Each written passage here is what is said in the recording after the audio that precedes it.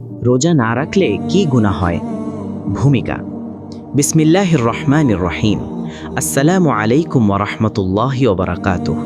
প্রিয় দর্শক ভাই ও বোনেরা, আজকে আমরা অত্যন্ত গুরুত্বপূর্ণ একটি বিষয় নিয়ে আলোচনা করব। বিষয়টি হলো রোজা না রাখলে কি গুনাহ হয়। রমজান মাস আসলেই আমরা সবাই রোজা রাখার জন্য প্রস্তুতি নেই, কিন্তু অনেক সময় আমরা রোজার গুরুত্ব এবং এটি না রাখার পরিণাম সম্পর্কে সঠিকভাবে জানি না। আজকের এই আলোচনায় আমরা কোরআন এবং হাদিসের আলোকে জানার চেষ্টা করব যে রোজা না রাখলে প্রকৃতপক্ষে কী ধরনের গুনাহ হয় এবং এর পরিণাম কি হতে পারে। রোজা ইসলামের একটি রুকন। প্রথমে আমাদের বুঝতে হবে যে রোজা শুধুমাত্র একটি সাধারণ ইবাদত নয়, বরং এটি ইসলামের 5টি স্তম্ভের একটি। রাসূলুল্লাহ সাল্লাল্লাহু আলাইহি ওয়াসাল্লাম বলেছেন, ইসলামের ভিত্তি 5টি জিনিসের উপর প্রতিষ্ঠিত। 1. এই সাক্ষ্য দেওয়া যে আল্লাহ ছাড়া কোনো ইলাহ নেই এবং মুহাম্মদ আল্লাহ রাসূল। 2.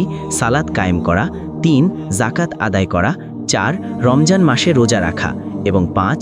সামর্থ্য থাকলে বাইতুল্লাহের হজ করা। এই হাদিস থেকে আমরা স্পষ্টভাবে বুঝতে পারি যে রোজা ইসলামের একটি মৌলিক রুকন। যেমন নামাজ না পড়লে যে গুনাহ হয়, ঠিক তেমনইভাবে রোজা না রাখলেও মারাত্মক গুনাহ হয়। এটি ফরজ ইবাদত, যা প্রত্যেক প্রাপ্তবয়স্ক, সুস্থ এবং সক্ষম মুসলিমের উপর আল্লাহ তাআলা বাধ্যতামূলক করে দিয়েছেন। কোরআনে রোজার নির্দেশ। আল্লাহ তাআলা পবিত্র কোরআনে সূরা আল বাকারার 183 নম্বর আয়াতে বলেছেন, হে ঈমানদারগণ, তোমাদের উপর রোজা ফরজ করা হয়েছে, যেমন ফরজ করা হয়েছিল তোমাদের পূর্ববর্তীদের উপর, যাতে তোমরা তাকওয়া অর্জন করতে পারো। এই আয়াতে আল্লাহ সুবহানাহু ওয়া তাআলা সরাসরি ফরজ শব্দটি ব্যবহার করেছেন। ফরজ মানে হলো যা করা আবশ্যক, যা না করলে গুনাহগার হতে হবে। আল্লাহ তাআলা রোজাকে ঐচ্ছিক বা সুন্নাত হিসেবে রাখেননি, বরং ফরজ হিসেবে আরোপ করেছেন। এর মানে হলো যে ব্যক্তি কোনো শরঈ ওজর ছাড়াই রোজা না রাখবে, সে আল্লাহর সরাসরি নির্দেশের বিরুদ্ধাচরণ করবে। আরও লক্ষণীয় বিষয় হলো যে আল্লাহ তাআলা এই আয়াতে বলেছেন, রোজার মূল উদ্দেশ্য হলো তাকওয়া অর্জন করা।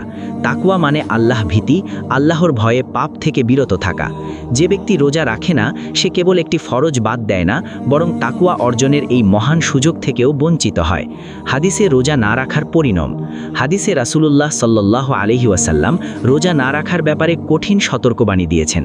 একটি হাদিসে তিনি বলেছেন, যে ব্যক্তি কোনো শরঈ ওজর বা রোগ ছাড়া রমজানের একটি রোজাও ভেঙে ফেলে বা ছেড়ে দেয়, সে যদি সারা জীবনও রোজা রাখে, তবুও সেই একটি রোজার কাফফারা আদায় হবে না। এই হাদিসটি কতটা গুরুতর তা একটু চিন্তা করে দেখুন। রোজা না রাখার গুনাহ এতই মারাত্মক যে পরবর্তীতে সারা জীবন রোজা রাখলেও সেই একটি রোজার ক্ষতিপূরণ হবে না। এর অর্থ এই নয় যে কাজা রোজা রাখা যাবে না, বরং এর অর্থ হলো যে ইচ্ছাকৃতভাবে বিনা ওজরে রোজা না রাখার যে গুনাহ, তা অত্যন্ত ভয়াবহ এবং আল্লাহর কাছে অত্যন্ত অপছন্দনীয়। আরেকটি হাদিসে এসেছে, নবী করিম সাল্লাল্লাহু আলাইহি ওয়াসাল্লাম বলেছেন, আমাকে মেরাজের রাতে এমন এক সম্প্রদায়কে দেখানো হয়েছে যাদের ঠোঁট উটের ঠোঁটের মতো। তাদের মুখে আগুনের পাথর ঢোকানো হচ্ছিল, যা তাদের পিছন দিয়ে বের হয়ে যাচ্ছিল। আমি জিজ্ঞেস করলাম, এরা কারা?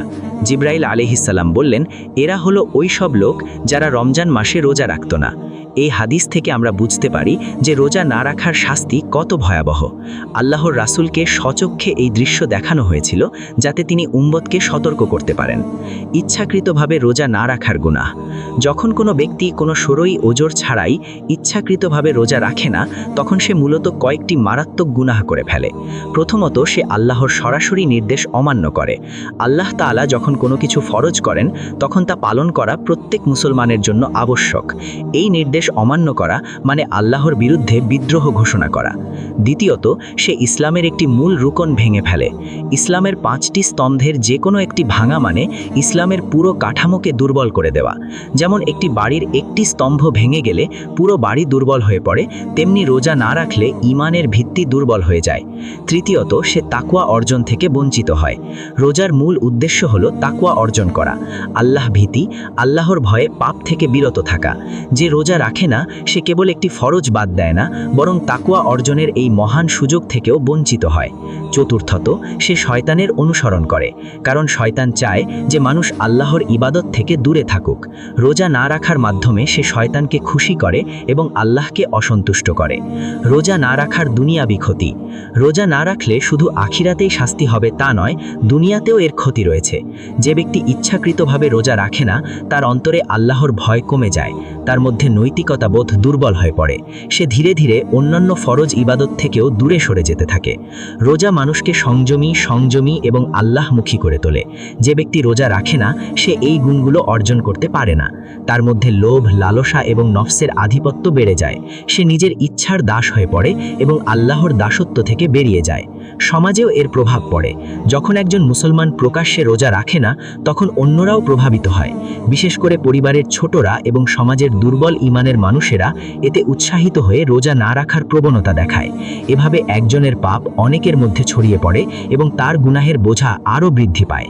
ষোড়ই ওজর ছাড়া রোজা না রাখার হুকুম। ইসলামী শরিয়াতে স্পষ্টভাবে বলা হয়েছে যে কোনো ষোড়ই ওজর ছাড়া রোজা না রাখা কবিরা গুনাহ। কবিরা গুনাহ মানে বড় পাপ, যার শাস্তি অত্যন্ত কঠিন। আলেমদের মতে যে ব্যক্তি রোজার ফরজিয়াত অস্বীকার করে, অর্থাৎ বলে যে রোজা ফরজ নয়, সে কাফির হয়ে যায়। এবং যে ব্যক্তি রোজা ফরজ বলে বিশ্বাস করে কিন্তু অলসতা বা উদাসীনতার কারণে রাখে না, সে কবিরা গুনাহগার এবং ফাসেক। কিছু কিছু আলেম বলেছেন যে ইচ্ছাকৃতভাবে রোজা না রাখা এমন একটা অপরাধ যার জন্য দুনিয়াতে শাস্তিও দেওয়া যেতে পারে।